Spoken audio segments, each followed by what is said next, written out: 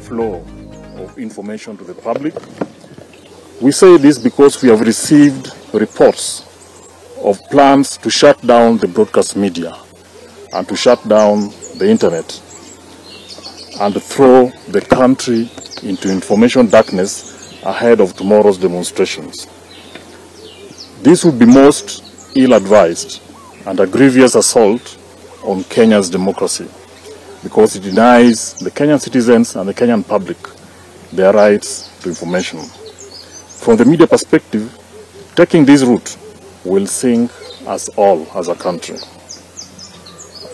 Number two, we acknowledge that the right to peaceful assembly is a foundation of a democratic and tolerant society, as enshrined in our Constitution 2010. And we, the media, have a democratic duty to bring such information to the public and to our citizens. However, we note with concern the wave of attacks, both online and offline, meted against media workers in their line of duty. Number three, while safety of journalists should be guaranteed, the Kenya Media Sector Working Group notes with alarm the increasing number of journalists targeted by law enforcement officers. Since the demonstrations by the Azimio La Umoja coalition began on March 20th this year, we have documented more than 20 cases of attacks and violations against journalists, including harassment, arbitrary arrests, and physical attacks, with state actors responsible or encouraging a significant proportion of these attacks. Number four, we take great exception to the profiling of the media and the blunt threats by the Deputy President, by the Prime Cabinet Secretary, and by the Inspector General of Police.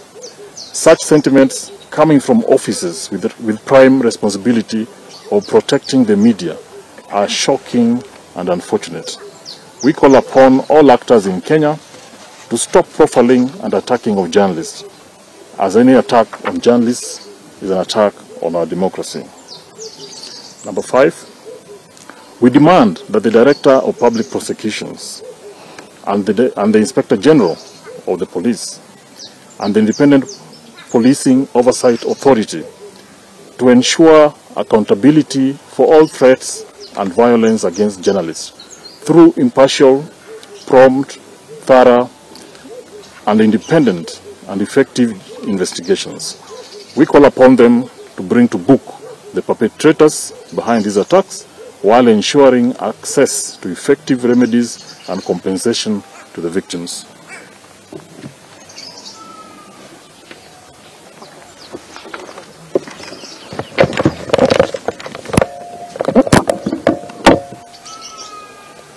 So since this is a joint statement, we will try and help each other in reading the statement. So I'll pick from where the President has left. Number 6, we demand that the Director of Public Prosecutions, DPP, addresses the nation to give an update on the status of investigation so far and plan for prosecution of the attackers. In this regard, we hereby issue a statement to the DPP, a 7-day ultimatum to deliver a statement on the status of investigations and prosecution of those culpable. We also ask upon the Independent Policing Oversight Authority, IPOA, to update on the nation on the status of investigations of police brutality against our journalists. Number 7, Article 34(2) of the Kenyan Constitution makes it very clear that the state shall not interfere with any person engaged in broadcasting, production, or circulation of any publication or dissemination of information by any medium, or penalize any person for any opinion or view of the content of any broadcast or publication. We also demand that the government commits to compensating journalists already armed, including paying for their medical treatment and replacing damaged or lost equipment, failure to which media houses should consider blacking out government events. When it comes to live coverage, our policy position stands that in every media house, while entitled to do live coverage, needs to have the proper equipment and deploy the proper technology that can allow delayed relay on the feed of the live coverage that may be used for purposes of incitement and vilification of others. We also demand that the government broadcasters are encouraged to conduct proper risk assessment and to deploy equipped personnel and technology that can ensure coverage that adheres to the highest journalistic standards and ethics. Media houses must also prioritize safety and welfare of journalists covering conflict situations. This is one of them. We demand that clear safety and protection protocols before they employ journalists or deploy journalists to cover situations that are potentially violent. Journalists deployed must be properly insured against such risks and must be provided with proper personal protective equipment, PPEs. Number 12, while we acknowledge welfare issues facing media houses already, we demand that the media houses commit to a plan to settle journalistic outstanding salary arrears and statutory remittances to respective authorities for the benefit of journalists. Number 13, while media freedom is effectively guaranteed under the Constitution of Kenya, existence of other laws that are inimical to media freedom continues to hamper investment to the media sector. We therefore demand for a review of these legislations. To ensure sustainability of media houses, policies need to be put in place that encourage reinvestment of profits into the local media industry. Finally, number 15, media sector associations reiterate their commitment, or our commitment collectively here, to see that the media sector fosters cohesion and solidarity. Collectively, we reiterate our commitment to freedom of expression and media freedom and stress that the government of Kenya has a responsibility to take action to accelerate greater accountability and the respect of the rule of law. Thank you so much. I will just briefly tell you a few things in Kiswahili. Sisi kama viongozi na wanahabari tulikusanyika hapa ili tuweze kuangalia yale matatizo ambazo na changamoto ambazo tunakumbana nazo kama waandishi wa habari, na tuna ujumbe. Ujumbe ya kwanza ni ya kwamba tuna habari ya kwamba kesho serikali iko na nia ya kufunga televisheni na redio kadhaa kesho pamoja na internet, ili Wakenya wasijue ni nini itakachotendeka kesho. Tunatoa ilani ya kwamba iwapo serikali itachukua hatua hiyo, itachukua mwelekeo huo, basi hatutakuwa na nchi. Maanake tunajua kwamba waandishi wa habari wasipokuwa kule ambapo tutakuwa na maandamano, basi kuna mambo kadhaa ambazo zitatendeka na Kenya kama nchi hatutakuwa nayo tena. Pili, tunatuma ujumbe kwa naibu wa rais Rigathi Gachagua na pia kwa Prime Cabinet Secretary Musalia Mudavadi kulingana na matamshi yao jana kuhusu vyombo vya habari. Tunasema kwamba ukitishia uhuru wa vyombo vya habari, basi nyinyi kama viongozi huenda hamtakuwa na nchi pia, kwa sababu sisi wote tutazama na tutapoteza nchi. Tatu, tuko na ujumbe kwa yule mkuu wa polisi Bwana Kome, tukisema ya kwamba iwapo waandishi wa habari watashambuliwa kesho na maafisa wa polisi, sisi tutachukua hatua kwako kibinafsi ya kisheria. Wewe kama ambaye anasimamia polisi, iwapo polisi watavunja sheria, watavamia waandishi wa habari, wataharibu mali za waandishi wa habari, watatishia maisha ya waandishi wa habari, basi wewe kama mkuu wa polisi tutachukua hatua ya kisheria.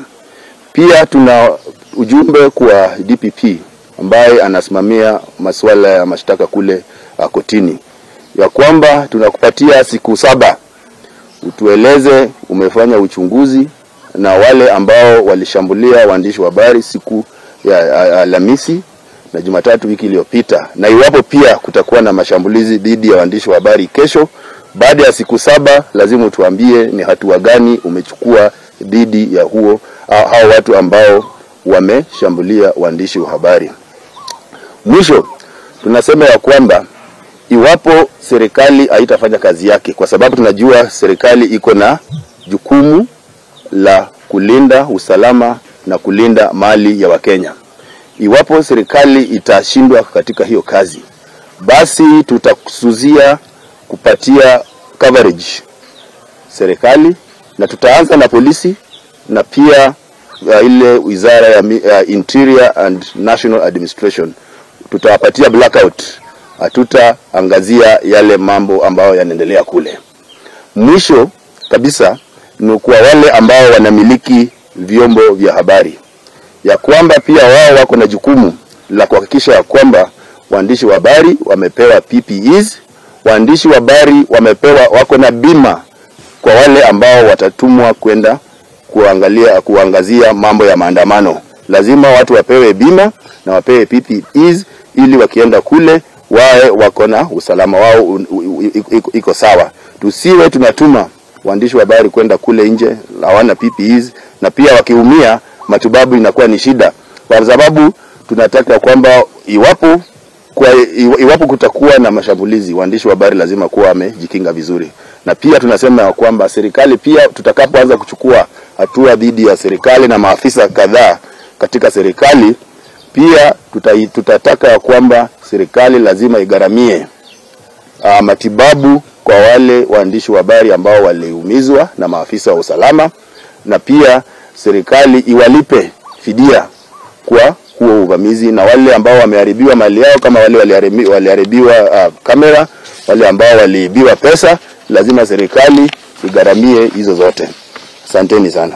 Umesahau kusema mwisho kabisa kwa wanahabari ambao kesho na siku zijazo watakuwa katika maandamano.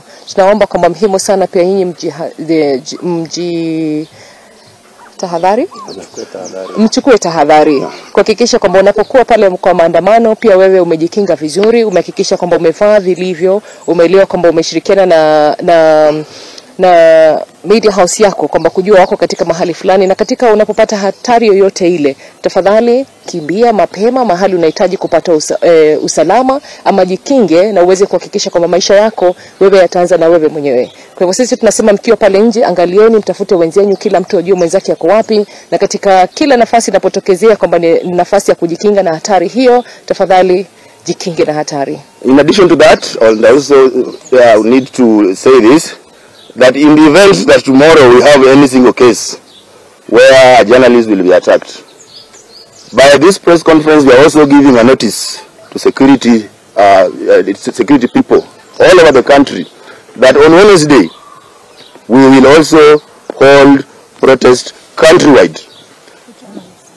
by journalists, and it will be peaceful protest, and we will prepare a petition. We will deliver one to the office of the Deputy President, whom we've heard saying very well that they are coming for us as the media. We will also deliver petitions to different county commanders all over the country about our journalists who have been attacked. So we are giving that notice that in the event that tomorrow we'll have any case, on Wednesday we are calling all journalists to come out from wherever you are to protest and protect our space, because what we are doing it in the interest of the public. If we lose, like it has been said, all of us will lose as a country.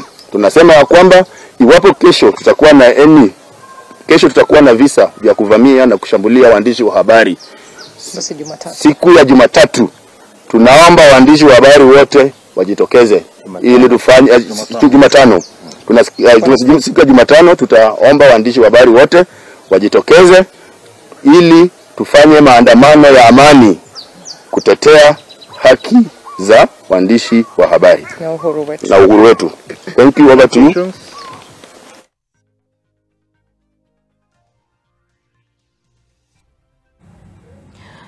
All right, now those were stakeholders in the media fraternity who have warned, or rather they are condemning the government's move of muting the media, or even